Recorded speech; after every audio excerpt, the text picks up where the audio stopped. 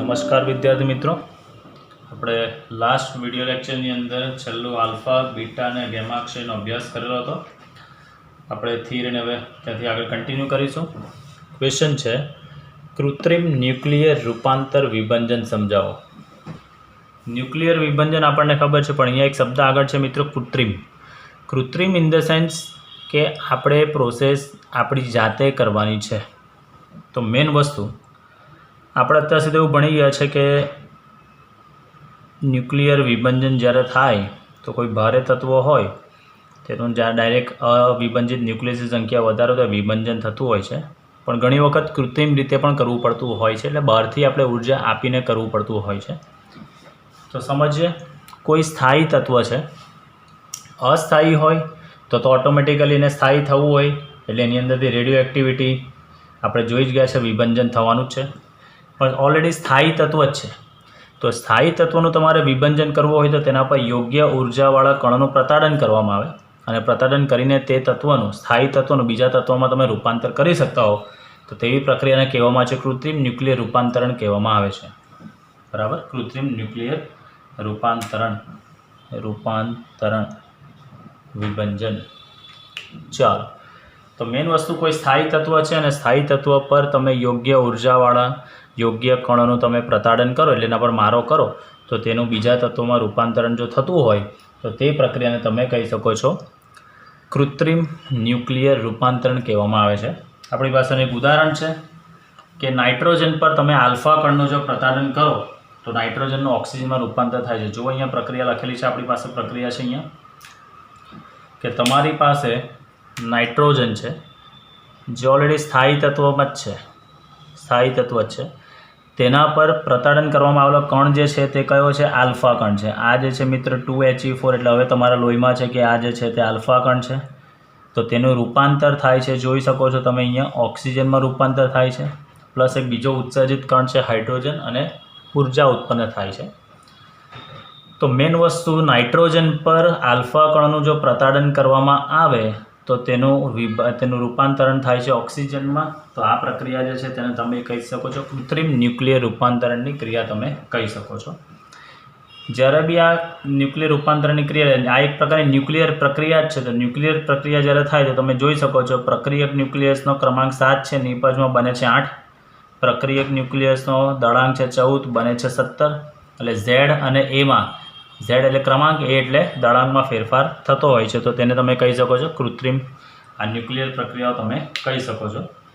આ પ્રક્રિયાઓને સાંકેતિક ભાષામાં લખેલું છે અહીંયા A plus small a is equal two B plus B plus Q. આ રીતે એને આપણે લખેલું છે, જ્યાં A એટલે કહેવામાં આવે છે, આને વિચારો A છે, આ સ્મોલ a છે, આ કેપિટલ B છે, આ સ્મોલ b છે, અને આ Q. તો કેપિટલ A એટલે એને કહી શકાય છે ટાર્ગેટ ન્યુક્લિયસ, એટલે જેના પર મારો કરવાનો હોય તે. અહીંયા નાઇટ્રોજન પર આપણે આલ્ફા કણનો મારો કરીએ છીએ, એટલે આ નાઇટ્રોજન જે છે તેને તમે ટાર્ગેટ કહી શકો. જેનો મારો કરવામાં આવે તે તમારો પ્રક્ષિપ્ત કણ કહેવાય. એટલે અહીંયા આપણે આલ્ફા કણનો મારો કરીએ છીએ, એટલે આલ્ફા કણ જે છે તેને પ્રક્ષિપ્ત કણ કહી શકાય. નિપજ ન્યુક્લિયસ એટલે જે તમને મળે છે તે, તો અહીંયા જે તમને ઓક્સિજન મળે છે તે નિપજ ન્યુક્લિયસ છે. અને બીજો એક ઉત્સર્જિત કણ જે સ્મોલ b છે, જે અહીંયા છે આપણી પાસે 1H1, એટલે વિપુલ પ્રમાણમાં ઉર્જા ઉત્પન્ન થતી હોય છે. ચાલો, તો આ પ્રક્રિયામાં જે તમને ઉર્જા મળે છે તો ઉદ્ભવતી ઉર્જા એટલે દળ ક્ષતિના આધારે મળતી ઉર્જા. દળ ક્ષતિ એટલે ડેલ્ટા mc². તો અહીંયા પ્રક્રિયકનું દળ, પ્રક્રિયક આપણી પાસે આના આધારે લખીએ છીએ કેપિટલ A અને સ્મોલ a, તો ma plus m small a minus નિપજની અંદર B પ્લસ B, તો MB plus M small b. હવે તમે આને આધારે લખવા હોય તો mass of nitrogen plus mass of alpha કણ માઇનસ કૌંસમાં mass of oxygen plus mass of hydrogen into C² તમે લખી શકો છો. Q ગ્રેટર દેન 0 તો ઉર્જાક્ષેપક પ્રક્રિયા, અને Q લેસ દેન 0 તો ઉર્જા શોષક પ્રક્રિયા તમે કહી શકો છો. આ પણ એવી જ પ્રક્રિયાઓ છે કે જેની અંદર વેગમાનનું, ઉર્જાનું અને વિદ્યુતભારનું સંરક્ષણ થતું હોય. સંરક્ષણ એટલે શું તે તમને ખબર છે, સમય સાથે રાશિનું મૂલ્ય અચળ જળવાય છે, એટલે આપણે એને કહી શકીશું આ 3 રાશિનું સંરક્ષણ થાય છે. એમાંથી વેગમાન અને ઉર્જા તો સાર્વત્રિક નિયમ છે જે તમને ખબર જ છે મિત્રો. ચાલો, તો હવે આ ટૂંકમાં જે Q પ્રક્રિયા દ્વારા જે તમને ઉર્જા મળે છે, ઉર્જા ક્યાંથી મળી તો એ ઉર્જા જે ડેટ ઇઝ ઇક્વેલન્ટ ટુ દળના ઘટાડાને સમતુલ્ય ઉર્જા એટલે દળ ક્ષતિના આધારે મળતી ઉર્જા ઇઝ ઇક્વલ ટુ કહી શકો છો ગતિ ઉર્જાનો વધારે, કારણ કે ઉર્જાનું શું થાય છે મિત્રો સંરક્ષણ, એક ઉર્જાનું બીજી ઉર્જામાં રૂપાંતર તમે કરી શકતા હોય છે. તમે મારો કરો એટલે સ્વાભાવિક વસ્તુ છે કોઈ બી કણ હશે તેની ગતિ ઉર્જામાં વધારો તો થવાનો છે, એટલે જેટલો વધારે તમે જોરથી મારો કરો બરાબર એટલે તમને એની ગતિ ઉર્જા કણની શું મળતી હોય છે વધારે મળતી હોય છે. એટલે પ્રક્રિયાનું ક્યુ મૂલ્ય ઇઝ ઇક્વલ ટુ દળના ઘટાડાને સમતુલ્ય ઉર્જા એટલે દળ ક્ષતિને આધારે મળતી ઉર્જા ઇઝ ઇક્વલ ટુ તમે કહી શકો છો ગતિ ઉર્જાનો વધારો. તો આ પ્રક્રિયા હતી મિત્રો કૃત્રિમ ન્યુક્લિયર રૂપાંતરણ વિભંજનની પ્રક્રિયા હતી. હવે જે આપણે નેક્સ્ટ ટોપિક પર જઈએ છીએ તે ટોપિક છે જે ઘણો એક્ઝામ લક્ષી અગત્યનો છે, ન્યુક્લિયર વિખંડન પ્રક્રિયા. નેક્સ્ટ ટોપિક છે ન્યુક્લિયર વિખંડન પ્રક્રિયા.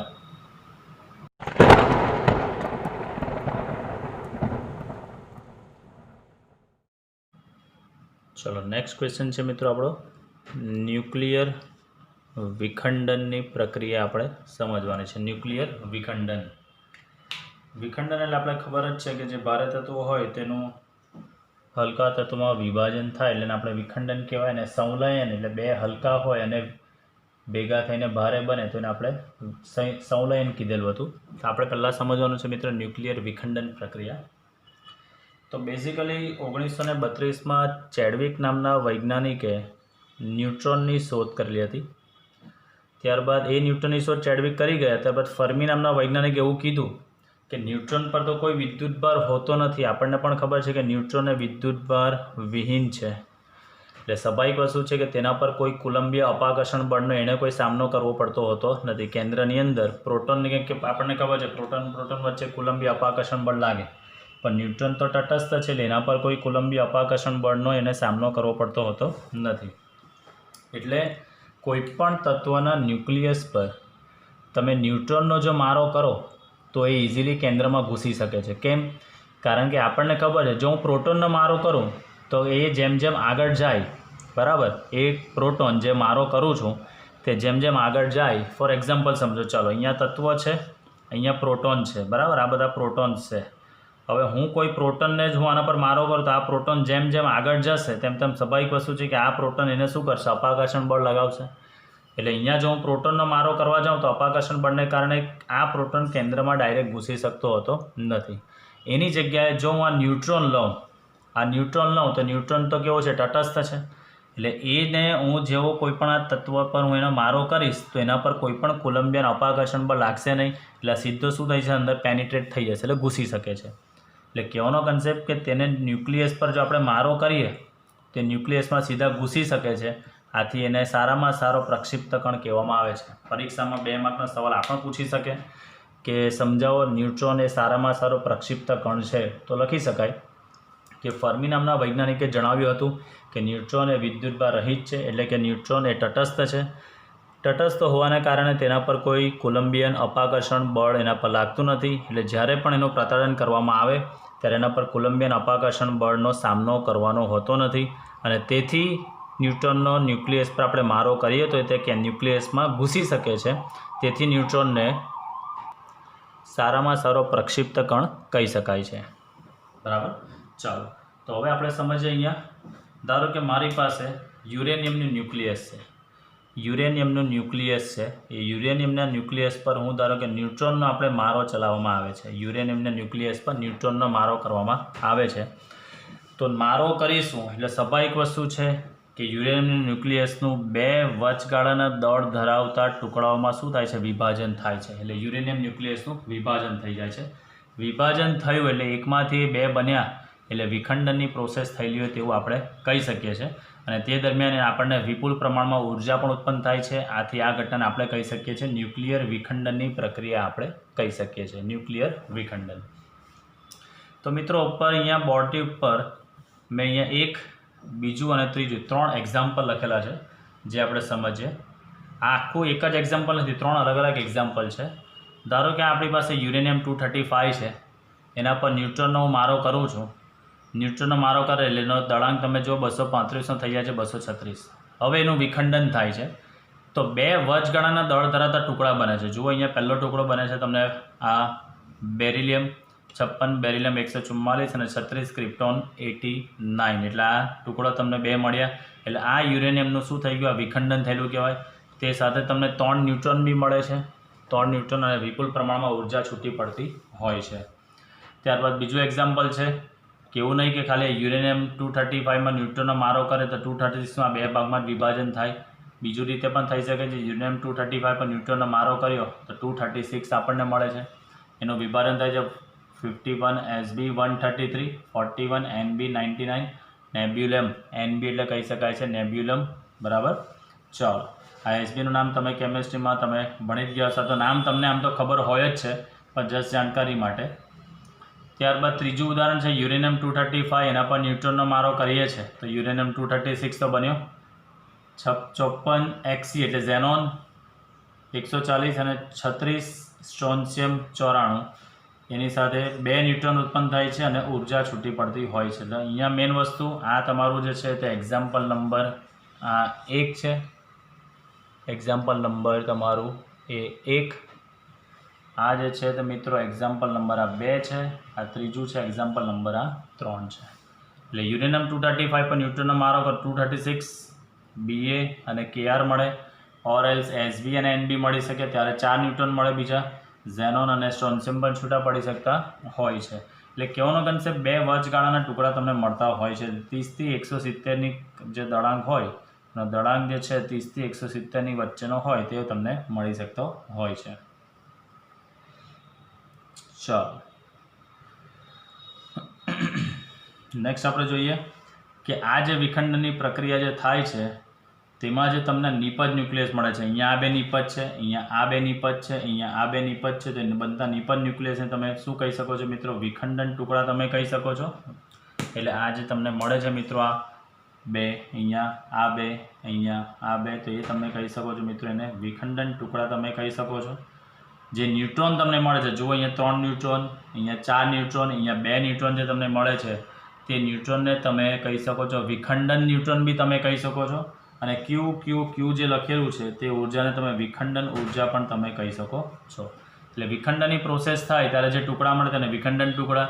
આ જે ન્યુટ્રોન મળે છે, જે અહીંયા ડેશ ડેશ ડેશ કરું છું, અહીંયા 3 ન્યુટ્રોન છે, અહીંયા 4 ન્યુટ્રોન છે, અહીંયા 2 ન્યુટ્રોન છે, તો આને વિખંડિત ન્યુટ્રોન બી કહી શકાય.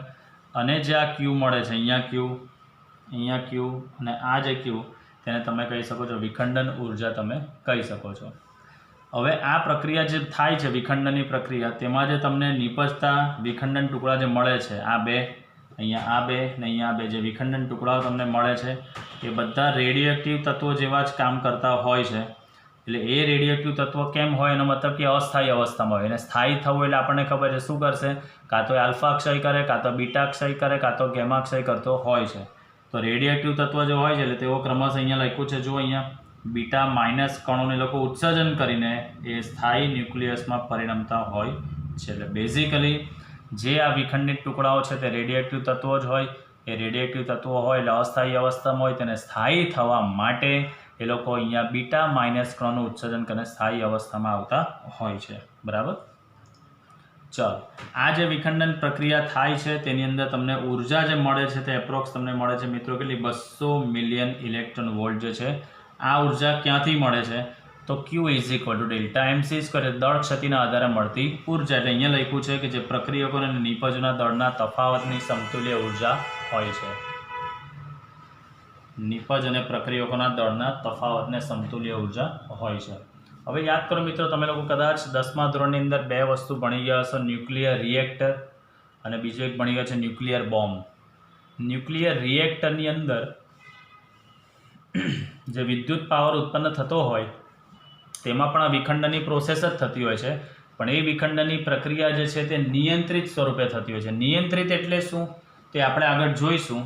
એટલે બેઝિકલી સમાન દરથી ઉર્જા ઉત્પન્ન થતી હોય છે, બરાબર. અહીંયા લખું છું વિદ્યુત પાવર ઉત્પન્ન કરવા માટે જે ન્યુક્લિયર રિએક્ટર હોય છે, અહીંયા જરા નાના અક્ષર લખું છું મિત્રો, ન્યુક્લિયર રિએક્ટર. ન્યુક્લિયર રિએક્ટરની અંદર પણ વિખંડન પ્રક્રિયા થતી જ હોય છે, પણ આ જે વિખંડન પ્રક્રિયા છે એ વિખંડન પ્રક્રિયા જે છે તે હંમેશા નિયંત્રિત સ્વરૂપે થતી હોય છે, નિયંત્રિત રૂપે થાય. અને જો પેલો આપણને ખબર છે ન્યુક્લિયર બોમ્બ હોય, ન્યુક્લિયર બોમ્બ, ન્યુક્લિયર બોમ્બની અંદર આ જે ન્યુક્લિયર વિખંડનની પ્રક્રિયા છે આ પ્રક્રિયા અનિયંત્રિત સ્વરૂપે થતી હોય છે, એટલે વિસ્ફોટ પામે. એટલે એમાં શું થતું હોય છે મિત્રો? વિસ્ફોટ થતો હોય છે. તો મેઇન વસ્તુ ન્યુક્લિયર રિએક્ટરની અંદર આ જે પ્રક્રિયા છે એ પ્રક્રિયા હંમેશા નિયંત્રિત સ્વરૂપે થાય, અને ન્યુક્લિયર બોમ્બની અંદર આ જે પ્રક્રિયા છે તે હંમેશા અનિયંત્રિત સ્વરૂપે થતી હોય છે. બરાબર.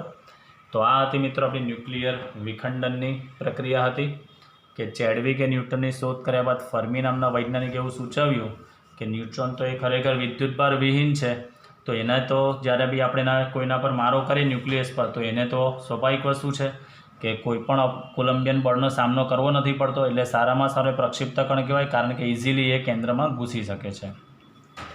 તો અહીંયા યુરેનિયમના ન્યુક્લિયસ પર આપણે ન્યુટ્રોનનો મારો કરીએ તો આપણને વચગાળાના દળ ધરાવતા આપણને 2 ટુકડાઓમાં એનું વિભાજન થાય છે, એટલે ન્યુક્લિયર વિખંડન કહેવાય. એમાં આપણને વિપુલ પ્રમાણમાં ઉર્જા બી ઉત્પન્ન થતી હોય છે. બરાબર. અહીંયા એક્ઝામ્પલ્સ લખેલા છે. જે વિભાજન થયા બાદ આપણને જે ટુકડાઓ મળે છે તેને વિખંડન ટુકડા કહેવામાં આવે. જે ન્યુટ્રોન મળે છે તે ન્યુટ્રોનને વિખંડન ન્યુટ્રોન કહેવાય, અને જે ક્યુ ઉર્જા જે છે તેને વિખંડિત ઉર્જા તમે કહી શકો છો. વિખંડન ટુકડાઓ મોટાભાગે રેડિએક્ટિવ તત્વો જ હોય છે, એટલે અસ્થાયી અવસ્થામાં એને સ્થાયી થવું એટલે બીટા માઇનસ કણોનું એ લોકો ઉત્સર્જન કરીને સ્થાયી સ્વરૂપમાં આવતા હોય છે. બરાબર. વિખંડન દરમિયાન જે ઉર્જા મળતી હોય છે તે 200 મિલિયન ઇલેક્ટ્રોન વોલ્ટ જેટલી હોય છે. ઉર્જા ક્યાંથી મળે છે? તો પ્રક્રિયક અને નિપજોના દળના તફાવતને સમતુલ્ય ઉર્જા, ડેટ મીન્સ ડેલ્ટા mc² પ્રકારની હોય છે. જો આ જ ન્યુક્લિયર વિખંડનની પ્રક્રિયા નિયંત્રિત સ્વરૂપે જો થતી હોય તો તે પ્રક્રિયાનો ઉપયોગ ન્યુક્લિયર રિએક્ટરની અંદર થતો હોય છે પાવર ઉત્પન્ન કરવા માટે. અનિયંત્રિત સ્વરૂપે થાય એટલે ધડાકા સ્વરૂપે પ્રક્રિયા થાય એટલે એને પરમાણુ ન્યુક્લિયર બોમ્બ એને કહેવામાં આવે છે. તો મિત્રો આ હતી આપણી ન્યુક્લિયર વિખંડનની પ્રક્રિયા. હવે આપણે જોવાની છે chain reaction, date is cold nuclear શૃંખલા પ્રક્રિયા શું છે તેનો આપણે અભ્યાસ કરીશું.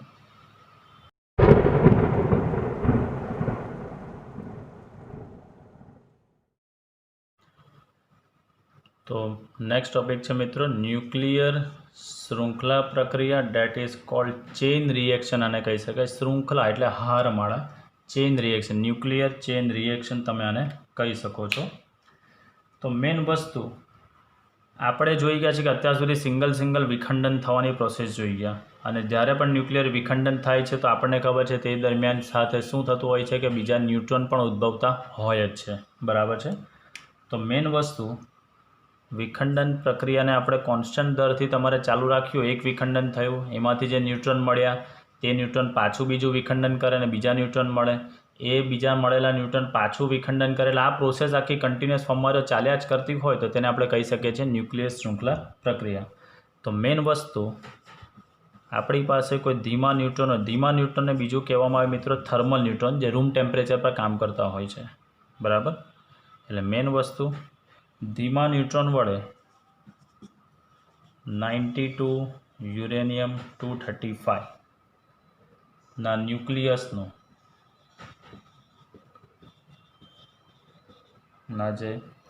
ન્યુક્લિયસના વિખંડનની જે પ્રક્રિયાઓ થાય છે એ ન્યુક્લિયસના વિખંડનની પ્રક્રિયામાં એક કે એકથી વધારે ન્યુટ્રોન પણ મળતા હોય છે.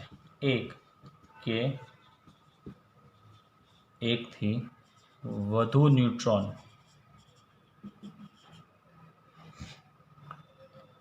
પણ ઉત્સર્જન પામે છે.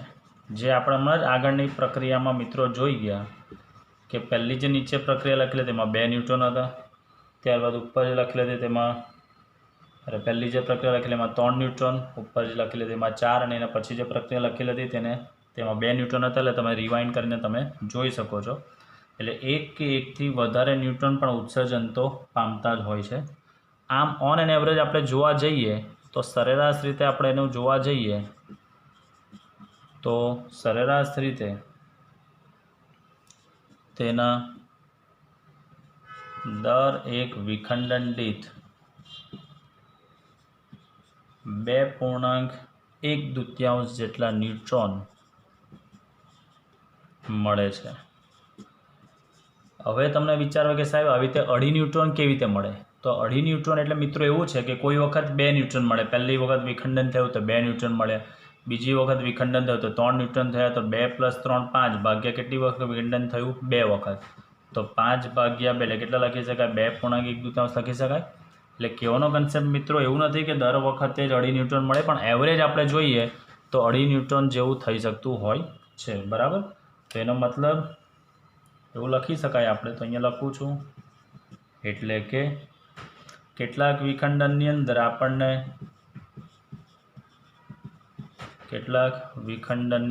2 ન્યૂટ્રોન તો કેટલાકમાં 3 ન્યૂટ્રોન મળતા હોય છે.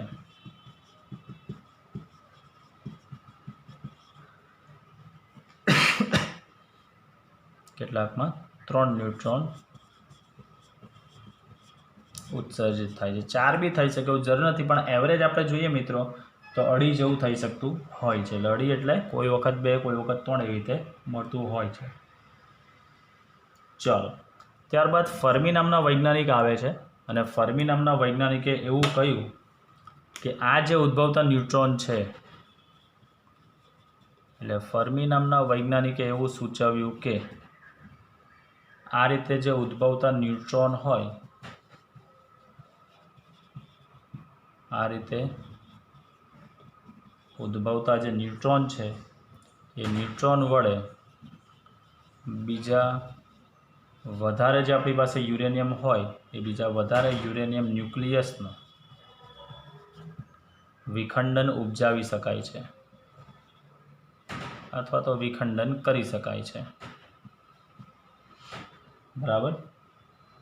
તો હજુ વધારે પ્રમાણમાં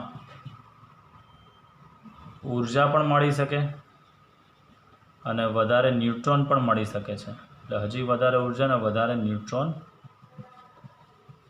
મળી શકે છે. આવી પ્રક્રિયાઓની જે હારમાળા થતી હોય, તો આવી પ્રક્રિયાની આપણે જે હારમાળા રચાય એ હારમાળાને સાદી ભાષામાં ન્યુક્લિયર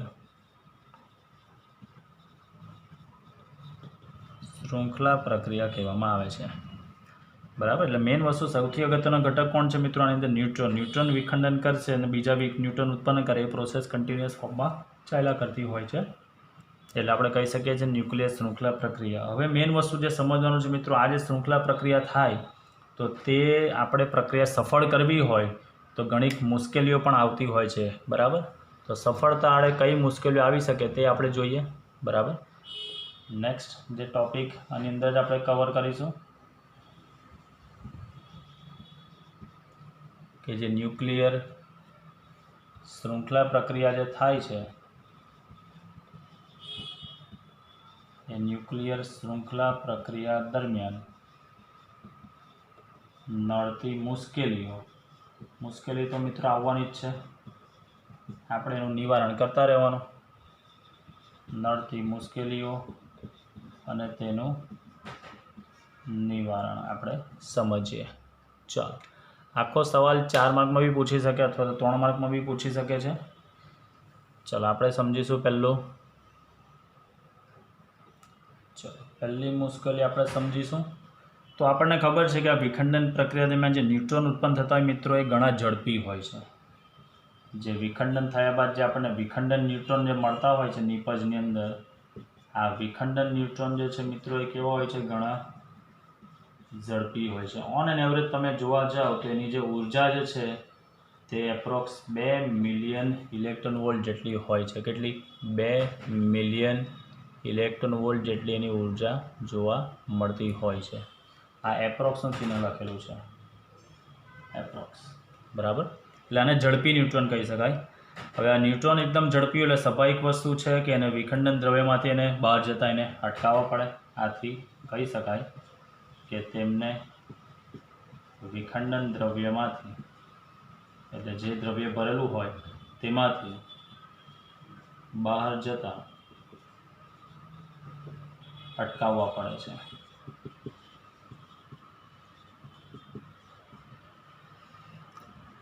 ચાલો અટકાવી તો દઈએ, અને ઝડપી હોય તેને આપણે ધીમા બી કરવા પડે, કારણ કે આપણે જોઈ ગયા છે કે ધીમા ન્યુટ્રોન વડે જેમ જનરેટ થાય છે તે ઝડપી ન્યુટ્રોન.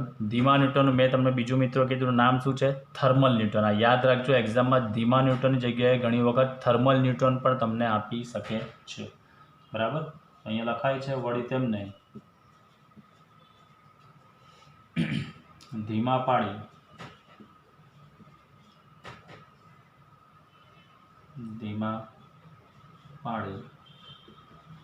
થર્મલ ન્યુટ્રોનમાં ફેરવવા પડે છે.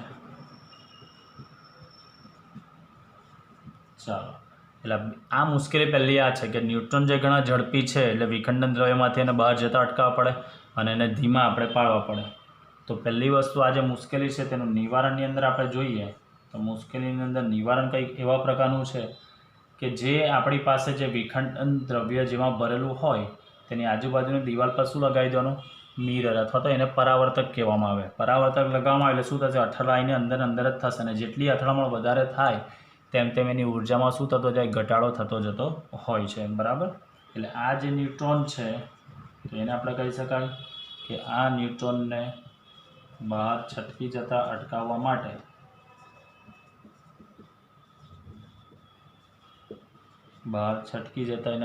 માટે પરાવર્તક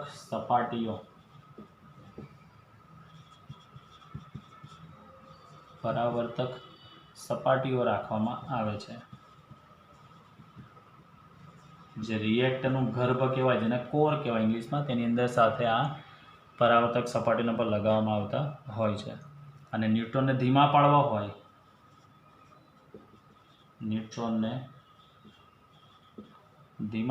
માટે મોડરેટર તરીકે ઓળખાતા, આ નામ ખાસ યાદ રાખજો મિત્રો, મોડરેટર તરીકે ઓળખાતા દ્રવ્યો. આ મોડરેટરનું બેઝિક ફંક્શન છે ઝડપી ન્યુટ્રોનને શું કરે? ધીમા કરે.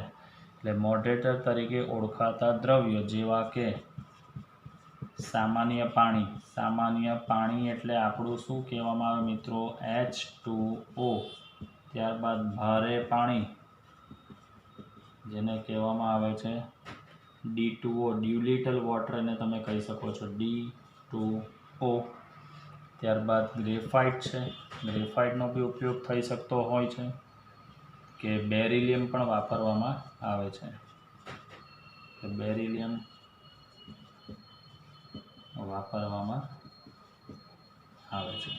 ચલો, તો બેઝિકલી આ લોકો શું કરતા હોય છે? જે મોડરેટર તરીકે વપરાતા દ્રવ્યો છે તે ઝડપી ન્યુટ્રોનને શું કરે છે? ધીમા ન્યુટ્રોનમાં રૂપાંતર કરતા હોય છે. બરાબર, જે ઝડપી ન્યુટ્રોનને ધીમા પાડે છે, પરંતુ તેનું શોષણ કરતા નથી. એટલે શોષણની સંખ્યામાં કોઈ ફેરફાર થતો નથી, તેનું શોષણ કરતા નથી. એટલે પહેલી મુશ્કેલી હતી આ કે ન્યુટ્રોન ઝડપી હોય એટલે એને ધીમા પાડવા જ પડે, અને એને બહાર જતા અટકાવવો એટલે એને બહાર જતા અટકાવવા માટે તેની આજુબાજુ આપણે પરાવર્તક સપાટી અને મોડરેટર આપણે અંદર મૂકી દઈએ તો આપણી આ મુશ્કેલીનું નિવારણ આપણને ઇઝીલી મળી શકતું હોય છે. ત્યારબાદ જોઈશું હવે મુશ્કેલી નંબર 2. તો હું આ બાજુનો પોર્શનને મિત્રો હું હવે રિમૂવ કરીશ, જે તમે સમજી લીધો છે. ચાલો, મુશ્કેલી નંબર આપણે જોઈશું 2 અને તેનું નિવારણ. મેઇન વસ્તુ જ્યારે બે શૃંખલા પ્રક્રિયા કોન્સ્ટન્ટ ગતિ થાય એટલે આપણે જોઈ ગયા છે વિખંડન પ્રક્રિયામાં જે ઉષ્મા છૂટી પડે, બરાબર, એ ઉષ્મા જેમ જેમ વધારે પ્રમાણમાં ઉત્પન્ન થતી જાય તેમ તેમ એના તાપમાનમાં પણ શું થતો જાય? વધારો થતો જાય. એટલે આ જે શૃંખલા પ્રક્રિયા છે મિત્રો, તો આ શૃંખલા પ્રક્રિયા દરમિયાન, બરાબર, પુષ્કળ આપણને ખબર છે પુષ્કળ ઉષ્મા ઉર્જા ઉત્પન્ન થતાં તાપમાન જે છે એ 10⁶ કેલ્વિન થવાની સંભાવના થઈ જાય. 10⁶ કેલ્વિન એટલે ઘણું મોટું તાપમાન કહેવાય. હવે એ મુશ્કેલી છે કે તાપમાન આટલું વધી જાય છે, તો આપણે શું કરવું પડે? તાપમાનને કંટ્રોલમાં લાવવા માટેની અંદર આપણે શીતક દ્રવ્ય એટલે કુલન્ટ મૂકવા જરૂરી છે. કદાચ તમને ખબર હશે 4 વ્હીલરની અંદર આપણે કુલન્ટનો ઉપયોગ કરતા હોઈએ છીએ, બરાબર. એટલે મેઇન વસ્તુ આથી આ તાપમાનને નીચું લાવવા માટે શીતક દ્રવ્યો, જેને ઇંગ્લિશમાં કહેવામાં આવે છે કુલન્ટ, શીતક દ્રવ્યોનો ઉપયોગ થાય છે, અથવા તો શીતક દ્રવ્યો વપરાય છે. જેવા કે શેનો ઉપયોગ થતો હોય છે? તો પાણીનો ઉપયોગ થાય, અથવા તેની અંદર બીજો ઉપયોગ થાય છે પ્રવાહી સોડિયમ ધાતુનો ઉપયોગ થતો હોય છે.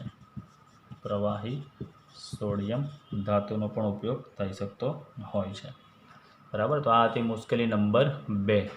પહેલાં મુશ્કેલીમાં શું હતું? ન્યુટ્રોનની વાત હતી. બીજા મુશ્કેલીની અંદર તાપમાનની વાત હતી. હવે છે મિત્રો મુશ્કેલી નંબર 3 આપણે સમજીએ, જે ઘણી અગત્યની છે. ચાલો, મુશ્કેલી નંબર 3. તો મેઇન વસ્તુ, ન્યુક્લિયર વિખંડનની અંદર જ્યારે બે શૃંખલા પ્રક્રિયા થાય, તો આ શૃંખલા પ્રક્રિયામાં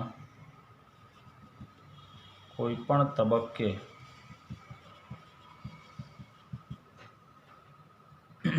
ઉત્પન્ન થયેલ ન્યુટ્રોનની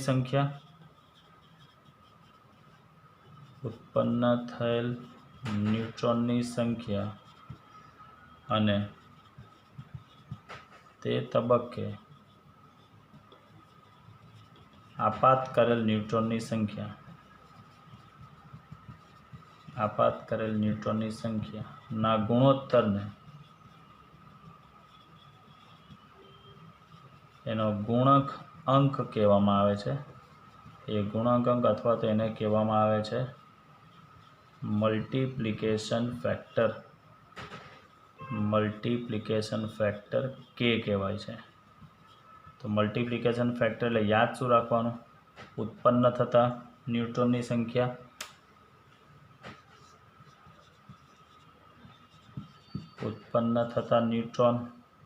અને છેદમાં આપાત કરેલ ન્યુટ્રોનની સંખ્યા. ચાલો, આ તમારે સૂત્ર યાદ રાખવાનું રહેશે. હવે આનું જે મૂલ્ય છે મલ્ટીપ્લિકેશન ફેક્ટર કેનું મૂલ્ય, એ તમારું 1 જળવાવું જોઈએ. તો જો આ કે બરાબર 1 ક્યારે થાય? એટલે જેટલા ઉત્પન્ન થાય છે એટલા તમે આપાત કરો. એટલે 5 આપાત કરો તો 5 જ ન્યૂટન ઉત્પન્ન થાય. એટલે કે બરાબર 1 જો હોય તો ત્યારે તમે કહી શકો છો કે આપણું જે ન્યુક્લિયર રિએક્ટર જે છે એ રિએક્ટર કહેવામાં આવે છે ક્રિટિકલ થયો છે. ક્રિટિકલ થવું in the sense that is a normal thing. એનો મતલબ કે રિએક્ટરની અંદર સમાન દરે ઉર્જા મળતી રહે છે. પણ જો હવે આની અંદર પ્રોબ્લેમ થયું એટલે કેનું મૂલ્ય ગ્રેટર દેન 1 થાય, એટલે 1 કરતાં વધી જાય. 1 કરતાં વધે એટલે શું? તમે આપાત કરો છો 3, એની સામે ઉત્પન્ન થાય છે 5, એટલે દેટ મીન્સ ઉત્પન્ન થતા ન્યુટ્રોનની સંખ્યા જો વધારે થઈ જાય તો કે ગ્રેટર દેન 1 આવે. તો તેવી કન્ડિશનની અંદર રિએક્ટર જે છે that is in a super critical હોવાનું મનાય છે. હવે સુપર ક્રિટિકલ સ્ટેટ હોય એનો મતલબ કે તાપમાન એનું વધતું જાય છે. એટલે આ પ્રક્રિયા દરમિયાન ઝડપથી વિસ્ફોટ થવાની સંભાવના છે, બરાબર. એટલે આપણે લખી શકીએ, તેથી ઉર્જા ઝડપથી વધે છે, તેથી વિસ્ફોટ થાય છે. તો બીજું મેઇન વસ્તુ આ કે કેનું મૂલ્ય 1 હોય તો એનો મતલબ કે રિએક્ટર ફર્સ્ટ ક્લાસ કન્ડિશનની અંદર વર્કઆઉટ કરે છે. કેનું મૂલ્ય જેવું ગ્રેટર દેન 1 થઈ જાય તો એનો મતલબ કે સુપર ક્રિટિકલ અવસ્થામાં આવે, એનો મતલબ કે વિસ્ફોટ થવાની તૈયારી છે, બરાબર. અને જો એની અંદર કેનું મૂલ્ય લેસ દેન 1 હોય, કેનું મૂલ્ય લેસ દેન 1 થાય ત્યારે એને સબ ક્રિટિકલ કહેવામાં આવે છે. એટલે એનો મતલબ જ્યારે ન્યુક્લિયર પ્રક્રિયા હોય એ પ્રક્રિયા ધીમી પડી જાય છે, ધીમી પડીને અટકી જાય અને સમાન દરે ઉર્જા મળતી નથી, સમાન દરે ઉર્જા મળશે નહીં. તો આની અંદર તમે જોયું હશે મિત્રો કે કે બરાબર શું મેન્ટેન થવું જોઈએ, 1 થવું જોઈએ. એટલે એ પણ ચેક કરવું પડે કે કેનું મૂલ્ય 1 કરતાં વધતું નથી ને અને કેનું મૂલ્ય 1 કરતાં ઘટતું નથી ને, આ પણ આપણે ખાસ ચેક કરવું જોઈએ. બરાબર. એટલે કેનું મૂલ્ય તમારે નિયંત્રણમાં લાવવા માટે આ જે કેનું મૂલ્ય છે એ કેનું મૂલ્ય નિયંત્રણમાં લાવવા માટે કેડમિયમ અને બોરોનના સળિયા અંદર મૂકેલા આવે છે. કેડમિયમ અને બોરોન ના નિયંત્રક સળિયા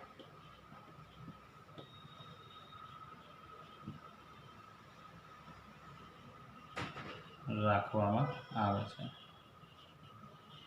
એટલે કેનું મૂલ્ય ગ્રેટર દેન 1 થાય એટલે સળિયા આપોઆપ જેનો ગર્ભ હોય, જે રિએક્ટર હોય તેની અંદર જાય, રિએક્ટરની અંદર જાય એટલે બેઝિકલી શું કરી લે છે, ન્યુટ્રોનનું શું કરી લે, શોષણ કરી લે. એટલે સ્વાભાવિક વસ્તુ છે કે એના સંખ્યામાં ઘટાડો થઈ જતો હોય છે. અને કેનું મૂલ્ય લેસ દેન 1 હોય તો સળિયા આપોઆપ શું થતા હોય છે, બહાર આવી જતા હોય છે. એટલે ફરી પાછળ ન્યુટ્રોનની સંખ્યા મેન્ટેન થઈ જતી હોય છે. એટલે એને કારણે આ રિએક્ટરની અંદરથી મળતી જે ઉર્જા જે છે તે કોન્સ્ટન્ટ દરથી આપણને ઉર્જા મળતી હોય છે. એટલે 3 એની મુશ્કેલીઓ હતી કે ન્યુટ્રોન ઝડપી થઈ જાય તો એને ધીમા પાડવા પડે, નહીં તો એ વિખંડનદ્રવ્યમાંથી બહાર જતા રહે તો બી તકલીફ. બીજી મુશ્કેલી કે તાપમાન જે છે તે વધવું નહીં જોઈએ, જો તાપમાન વધી જાય તો વિસ્ફોટ થવાની શક્યતા થઈ જાય. બરાબર. એટલે એની અંદર આપણે કુલન્ટનો ઉપયોગ કરવો જોઈએ. અને ત્રીજું જે છે તે મલ્ટિપ્લિકેશન ફેક્ટર, ગુણાંકનું મૂલ્ય 1 જેટલું મેન્ટેન થવું જરૂરી છે. એટલે જેટલા ન્યુટ્રોન તમે આપાત કરો છો એટલા જ ઉત્પન્ન થતા હોય તો વધારે સારું, નહીં તો જો લેસ દેન 1 કે ગ્રેટર દેન 1 થાય તો આપણે જોઈ જ ગયા છે કે કઈ મુશ્કેલીઓ પડતી હોય છે. એટલે મેઇન વસ્તુ આ હતી ન્યુક્લિયસ શૃંખલા પ્રક્રિયા અને ન્યુક્લિયસ શૃંખલા પ્રક્રિયાની આડે આવતી મુશ્કેલી અને તેનું નિવારણ હતું આ. બરાબર છે.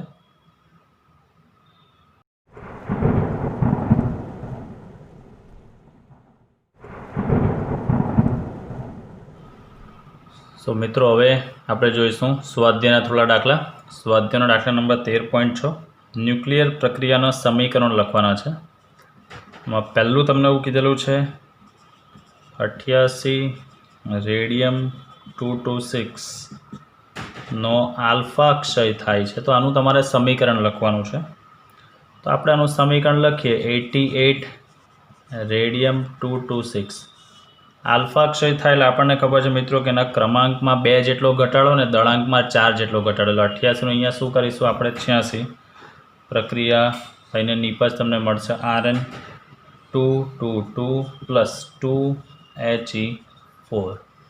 તો આ થઈ ગયું આપણો આલ્ફા ક્ષયની પ્રોસેસ થઈ ગઈ છે. બરાબર. ત્યારબાદ તમને એની અંદર જ બીજું કીધું છે 92 પ્લુટોનિયમ 242નો આલ્ફા ક્ષય તમારે લખવાનો છે. ચાલો સોરી બાય મિસ્ટેક અહીંયા 94 છે. તો એનું સમીકરણ આપણે લખીશું 94 પ્લુટોનિયમ 242 આલ્ફા ક્ષય એટલે એક નિપજ તો 2He4 તો આપણે લખી જ શકીએ છીએ. ક્રમાંકમાં 2નો ઘટાડો એટલે 92 યુરેનિયમ દળાંકમાં 4નો ઘટાડો 238. આ થઈ ગઈ એની સમીકરણ. ત્યારબાદ ત્રીજું પ્રક્રિયા તમને કીધી છે 15 ફોસ્ફરસ 32નો બીટા માઇનસ ક્ષય લખવાનો છે. બીટા માઇનસ એટલે આપણને ખબર છે કે ક્રમાંકમાં 1 એકમનો વધારો થાય એટલે 15 ફોસ્ફરસ 32 નિપજ બનશે 16 સલ્ફર 32 પ્લસ ઇલેક્ટ્રોન. અને આપણને ખબર છે કે એન્ટી ન્યુટ્રિનો જે જનરેટ થાય છે તે. ચોથું તમને એવું કીધું છે મિત્રો 83 બિસ્મથ 210નો બીટા માઇનસ ક્ષય લખવાનું છે. આ સમીકરણો મિત્રો પરીક્ષામાં MCQ માટે ઘણા કામના. 83 બિસ્મથ 210 સો નિપજ મળશે આપણને 83 નો 84 પોલોનિયમ 210 પ્લસ ઇલેક્ટ્રોન અને એન્ટી ન્યુટ્રિનો. બરાબર. ચાલો ત્યારબાદ નેક્સ્ટ પ્રોસેસ આપણે જોઈશું. તમને એવું કહેવામાં આવ્યું છે 6C11નો બીટા પ્લસ ક્ષય લખવાનો છે.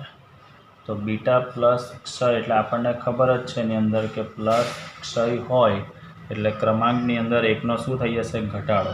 એટલે પોઝિટ્રોન જનરેટ થાય 5, બોરોન 11 પ્લસ E પ્લસ અને ન્યુટ્રિનો જનરેટ થશે, જે આપણે જોઈ ગયા છે. ત્યારબાદ તમને બીજું એક કીધું છે 43 Tc97નો બીટા પ્લસ ક્ષય લખવાનું છે. તો આપણે એનું સમીકરણ લખીએ. 43 Tc97 નિપજ બનશે આપણને બીટા પ્લસ છે. પ્લસ એટલે તમને ખબર છે શું થશે આની અંદર મિત્રો? ક્રમાંકમાં એકનો ઘટાડો. એટલે અહીંયા થઈ જશે 42 મોલિબ્ડેનમ 97. આ તો એ જ રહેશે દળાંક પ્લસ પોઝિટ્રોન પ્લસ ન્યુટ્રિનો જનરેટ થાય છે, જે આપણે જોઈ ગયા છે. ચલો, સાતમી એક પ્રોસેસ તમને આપેલી છે.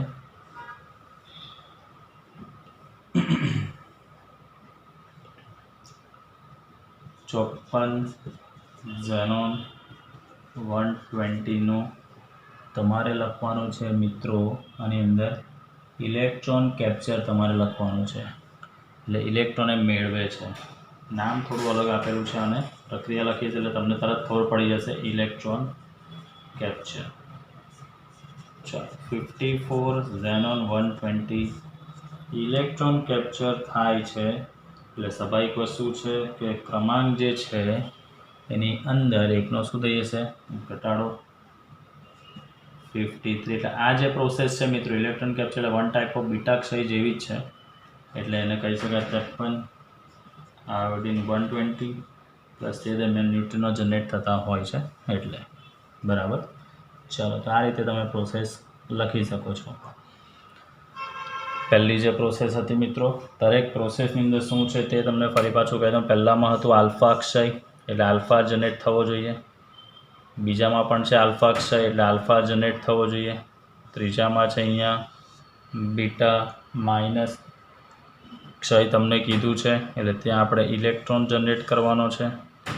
સેમ વસ્તુ અહીંયા પણ બીટા માઇનસ ક્ષય જ કીધું છે એટલે અહીંયા પણ આપણે જનરેટ કર્યો છે આ ઇલેક્ટ્રોન. બીટા પ્લસ ક્ષય કીધો છે એટલે આપણે જનરેટ કર્યો છે. તમે જોઈ શકો છો બંનેની અંદર પોઝિટ્રોન જનરેટ કરેલ છે. ઇલેક્ટ્રોન કેપ્ચર એટલે એને બીટા પ્લસ ક્ષય જ કહી શકાય.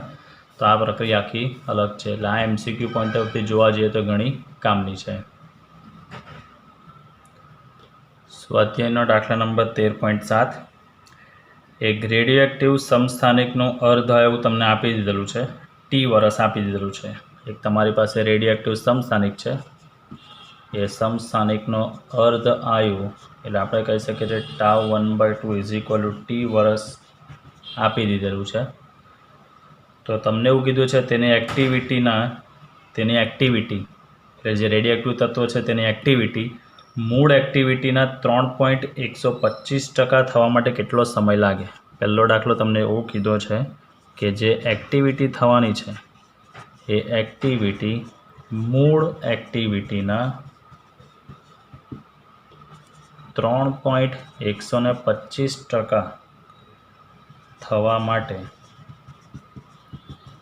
કેટલો સમય લાગશે? ચાલો, એ આપણે શોધવાનું છે. પહેલાં બે રીત છે મિત્રો, બે દાખલા છે એની અંદર. બંનેમાં અલગ અલગ રીત કરીશ એટલે તમને આઈડિયા આવી જશે કઈ રીતે કરવાનો છે તે. ચલો, તો યાદ કરો મિત્રો, આપણી પાસે સૂત્ર છે એક્ટિવિટીનું સૂત્ર. મૂળ એક્ટિવિટી R0 = લખી શકાય λN0 અને R લખી શકાય λN. R લખી શકાય λN.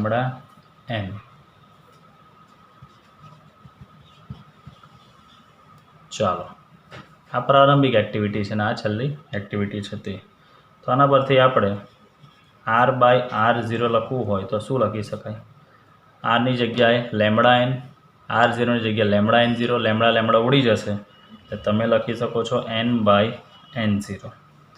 હવે આ જે N/N0 છે મિત્રો, આ N/N0 3.125%. ટકા કેટલા પર શોધાય? હંમેશા 100 ઉપર. તો ધારી લઈએ કે પ્રારંભિક સંખ્યા આપણી પાસે 100 હોય. એ 100માંથી 3.125 ક્યારે થાય છે તે આપણે શોધવાનું છે. બરાબર. 100માંથી 3.125 ક્યારે થાય છે તે આપણે શોધવાનું છે. તો અહીંયા લખી શકો 3.125. તમને અહીંયા 3.125% આપ્યા છે. ટકા હંમેશા 100 પર શોધે, એટલે હું ધારી દઉં છું કે પ્રારંભિક સંખ્યા કેટલી લઉં છું મિત્રો? 100. ધારો કે મારી પાસે પ્રારંભિક ન્યુક્લિયસની સંખ્યા કેટલી લઉં છું? 100. અને એમાંથી થોડા સમય બાદ, એટલે કેટલા સમય બાદ 3.125 થાય છે, એટલે n કેટલું થશે? 3.125. હવે આનું લોજિકલી તમને એક દાખલાનું સાદરૂપ આ રીતે જ આપીએ તો સમજો. પ્રારંભિક સંખ્યા કેટલી હતી? 100. આને કહી દઈએ t બરાબર 0 સમયે. પહેલા અર્ધાયુ સમયે સંખ્યા કેટલી થશે? 50. બીજા અર્ધાયુ સંખ્યા 50ની કેટલી થશે? 25. ત્રીજા અર્ધાયુ સંખ્યા 25ની અડધી કેટલી થશે? 12.5. ચોથા અર્ધાયુ સંખ્યા કેટલી થશે? 6.25. અને પાંચમા અર્ધાયુ એ સંખ્યા કેટલી થઈ જશે? તો કે 3.125. એટલે આ જે મિત્રો આવે છે આ 3.125 છેદમાં 100, તો n/n0 ઇઝ ઇક્વલ ટુ આને 1/2/5. યાદ કરો, આપણે સૂત્ર ભણી ગયા છે JEE નીટ માટેનો 1/2 આ તમે ભણી ગયા છો. 1/2 યાદ કરો, તમે સૂત્ર ભણી ગયા છો. જ્યાં n એટલે કુલ સમયગાળો છેદમાં અર્ધાયુ. આ સૂત્ર આપણે JEE નીટની અંદરના આ દાખલો જે આપણે કરીએ છીએ તેના માટેના સૂત્ર જે છે તે JEE નીટની અંદર આપણે ચલાવેલી થિયરી, તેમાં તમને એક નાનો પોર્શન મેં તમને સમજાવેલો હતો. તો આ જે છે 3.125 છેદમાં 100 જે છે, તો એ તમે કહી શકો છો મિત્રો આ 1/2 તમે 5 પણ લખી શકો છો, અથવા તો પાંચમી વખત આવે છે આ પહેલું, બીજું, ત્રીજું, ચોથું ને પાંચમું, તો 1/2 તમે આ રીતે પણ લખી શકો છો. ચાલો, તો આને આપી દઉં છું હું સમીકરણ નંબર, આને આપું છું આ 1.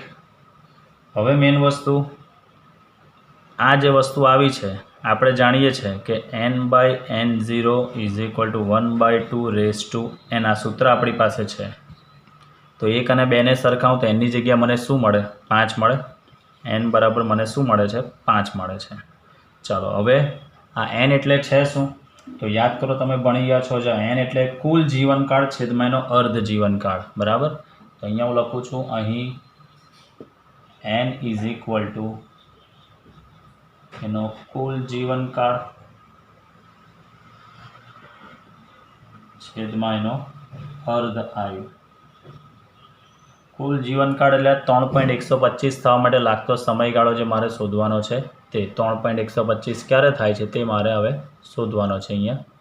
ચાલો, તો અહીંયા હું લખું છું n ઇઝ ઇક્વલ ટુ આ મારે કુલ જીવનકાળ એનો મારે શોધવાનો છે, અને છેદમાં અર્ધ આયુ મને આપેલો છે કેટલો? t વર્ષ. તો કુલ જીવનકાળ મિત્રો કેટલો આવશે અહીંયા? તો લખી શકાય કુલ જીવનકાળ ઇઝ ઇક્વલ ટુ nt. એનની જગ્યાએ કેટલા લખી શકાય છે? 5.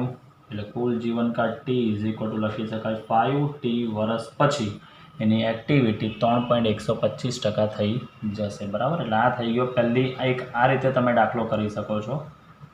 હવે આ જે બીજો દાખલો આની અંદર જ છે તે હું તમને સમજાવું. બીજો દાખલો જે કીધો છે બાળ મિત્રો, ચાલો, બીજો જે દાખલો તમને કીધો છે મિત્રો, તે હવે એક્ટિવિટી જે છે તે તમને કીધું છે 1% થવા માટે લાગતો સમય. કે હવે જે એક્ટિવિટી કીધું છે 1% થવા માટે લાગતો સમય. ચાલો, તમે આ રીતે પણ કરી જ શકો છો. અહીંયા તમારે એની જગ્યા શું લેવાનું? 1 લેવાનું હોય છે, પણ આપણે દાખલો બીજી રીતે આપણે કરીએ આની અંદર. ચાલો, તો તમારી પાસે મિત્રો સૂત્ર છે આપણે n બરાબર n0 e raise to minus lambda t. આ સૂત્ર આપણી પાસે છે. બરાબર. n એટલે કેટલા ટકા થવો જોઈએ? 1%. એટલે હું લખું છું એની જગ્યાએ 1. n0 ટકાવારી છે, એટલે પ્રારંભિક ન્યુક્લિયસની સંખ્યા કેટલી લઈ શકું આપણે? 100 into e raise to minus lambda t લખી શકાય આવું. ચલો, માટે આ 100ને નીચે લઈ જાઉં છું. 1/100 બરાબર e raise to minus lambda t. ચલો, ઋણ ઘાતને હું ધન બનાવી દઉં. 1/100 is equal to 1/e raise to lambda t. વ્યસ્ત કરી દેવામાં જો આવે તો આ તમે લખી શકો છો 100 બરાબર e raise to lambda t. ચલો, એક્સપોનેન્શિયલને આપણે સાઈડ ચેન્જ કરાવીએ એક્સપોનેન્શિયલને આપણે બીજી બાજુ લઈ જઈએ તો શું લખી શકાય? અને ln લખી શકાય. ln 100 ઇઝ ઇક્વલ ટુ લખી શકો છો તમે લેમડા ટી. બરાબર. ચાલો નેચર લોગમાંથી સાદા લોગમાં જવું હોય તો તમે લખી શકો છો 2.303 ગુણ્યા log 100 is equal two lambda T. ચાલો એટલે 2.303 એઝ ઇટ ઇઝ 2નો લોગ 3 સંખ્યા છે એટલે 2.10 જોશો એટલે તમને આવું જ મળશે. લેમડા ટી હમણાં લખું છું. ચાલો તો આ થઈ જશે ટી ઇઝ ઇક્વલ ટુ મારે શોધવાનું છે તો આ થઈ જશે ગુણાકાર 4.606 ડિવાઇડેડ બાય લખી શકાય લેમડા. હવે યાદ કરો આપણી પાસે ટાઉ 1/2નું સૂત્ર છે. Tau 1/2 is equal to 0.693 by lambda. તો આના પરથી આપણે lambda is equal to 0.693 by tau 1/2 લખી શકાય આવું. બરાબર. ચાલો તો હવે મેઇન વસ્તુ આ લેમડાની કિંમત હું અહીંયા ઉપર મૂકી દઉં છું. તો માટે t that is equal to 4.606 by 0.693 by tau 1/2 આ કિંમત મેં મૂકી દીધી. આનો તમે ભાગાકાર કરશો અને ટાઉ 1/2 લહેર તો તમને ટી આપેલું જ છે તો તમને જવાબ મળશે T that is equal two 6.65 T વર્ષ. 6.65 ટી વર્ષ થશે એક્ટિવિટી 1% થવા માટે. બરાબર. એક્ટિવિટીનો સમય એક્ટિવિટી 1% થવા માટે આટલો સમયગાળો લાગી શકે છે. બરાબર મિત્રો. અહીંયા નીચે વર્ષ લખેલું છે એ ધ્યાનથી તમે સમજી લેજો. એ અહીંયા લખેલું છે. ચાલો તો બંનેમાંથી જે રીત તમારે કરવી હોય તો તમે કરી શકો છો. અહીંયા તમે આ 1/2 વાળી રીત પણ કરી શકો છો અથવા તો તમે આ રીતે પણ દાખલો કરી શકો છો. ચાલો.